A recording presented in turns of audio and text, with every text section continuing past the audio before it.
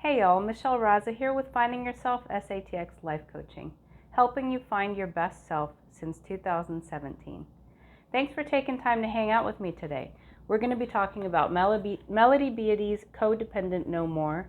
Last time we covered the chapter Learning the Art of Acceptance, and I really did gloss over the 5 stages of grief. So today I'm just going to start on the first stage according to Melody. So of course she did quote back, hold on, I'm looking, Elizabeth Kubler-Ross as the one who first identified the stages, the 5 stages of grief. And she said that this can be as simple as big as someone dying, or something minor like a $5 bill, losing a $5 bill. You go through the stages quickly, you jump back and forth through the stages. If you've ever had a big type of loss, you'll find yourself kind of the first step is that you're in shock. And so that's why we'll cover denial first. If you like these videos and if they provide value to you, please do like and subscribe. It really does help us little YouTubers. And without further ado, I will go ahead and get into chapter, I believe this is chapter 12, The Art of Acceptance, and I'm on page 134 by Melody Beattie, Codependent No More. 1. Denial. The first stage is denial. This is a state of shock, numbness, panic, and general refusal to accept or acknowledge reality.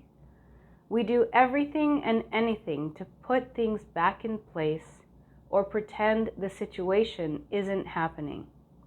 There is much anxiety and fear in this stage.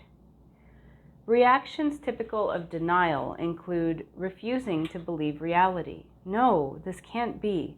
Denying or minimizing the importance of the loss. It's no big deal.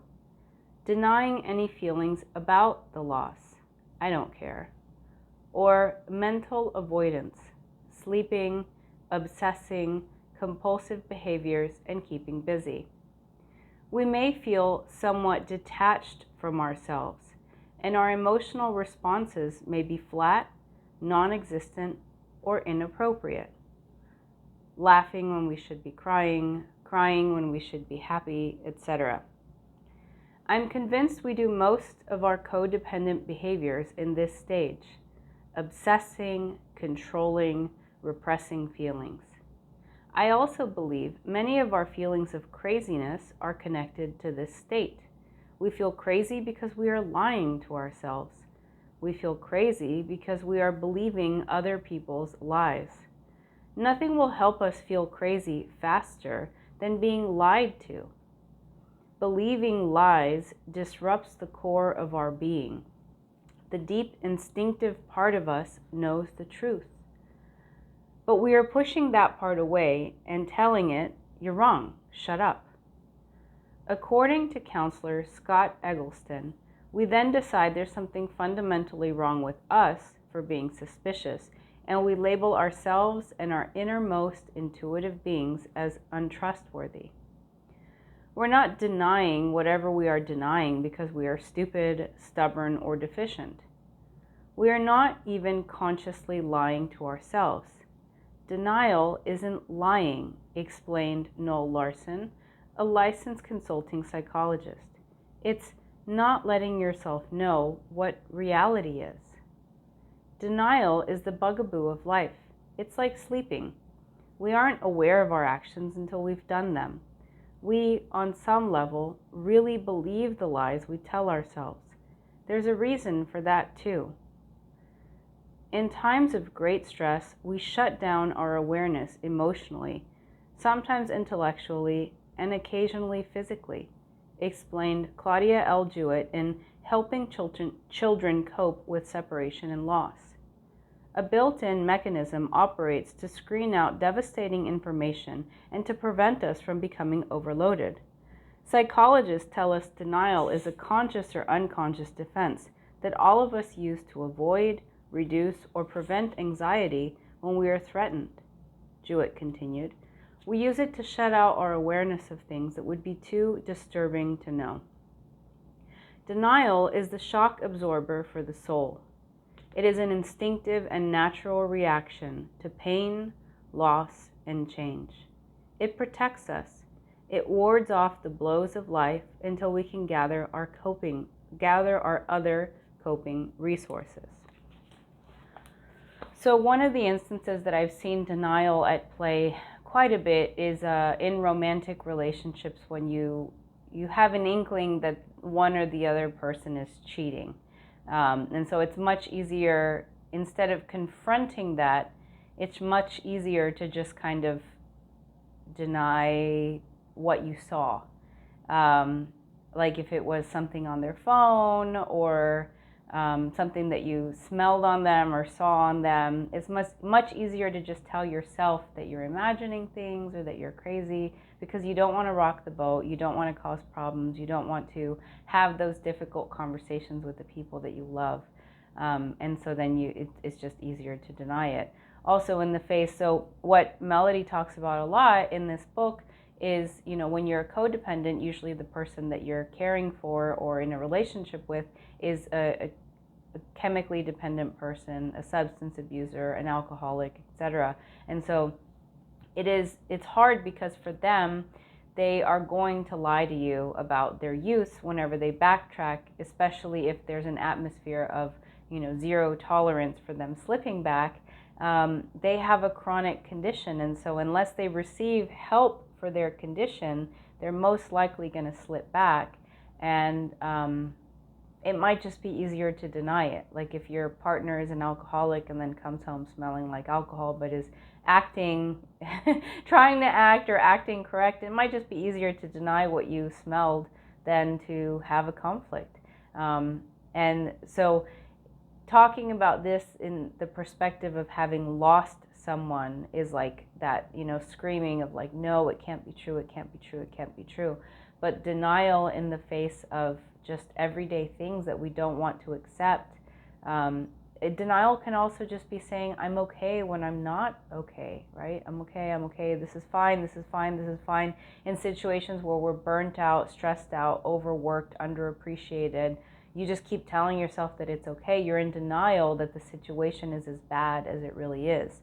And that's where having a trusted group of friends, people who can objectively see your situation and talk to you about it, like a therapist, a counselor, a life coach, close friends, family members that you can trust. Hopefully you're surrounded by good people who can help you. But yeah, I think denial is part of our everyday existence, and it's not only in the case of a loss that you're going to see this and experience this, but you can also just have it about other things other negative things that you don't necessarily want to see. Could be, like I mentioned, the cheating in romantic relationships, a child doing something that they shouldn't do, all the instances where you're trying to avoid conflict. And this brings us back to a lot of what we learned about with Gottman, right? Where anytime that you're trying to avoid conflict and you brush it under the rug, you're actually making things worse in the long run. And it's much better to focus on things and nip them in the bud as they happen, or at least once a week, right? Talk about the things that you're in conflict about with your partner, or if you're parenting, right? Don't just turn a blind eye to what you see happening, but have discussions about it. And most importantly, trying to get to the root of the problem. So in a case like infidelity, the thing that Gottman says about it is that it's not to blame the person who was cheated on, because that's not fair either. But in a case like infidelity, it doesn't just happen out of nowhere. It seems to, but if you go back to the playlist that we have on what makes love last, there's this spiral, and it starts very slow, and eventually it gets to the point where the person feels comfortable cheating. And it's because there are gaps and needs not being met in the relationship. And again, this is not the fault of the person who is cheated on. It's because the two did not talk about the issues. And so instead, the person who cheated did that, right? They could have broken up the relationship, had the conversation, but there's needs that are not being met in the relationship, and we're avoiding conflict.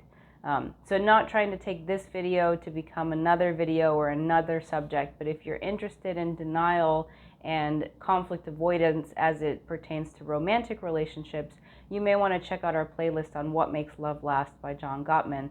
And then we will focus next time talking about the second of the points, which is anger. And I think we have talked about anger in a lot of cases, right? The angry codependent, and then also covering Lindsay Gibson's works, right? Anger is something that we can often repress. And so as codependents, we need to really take some time to understand what's warranted, what's unwarranted, etc.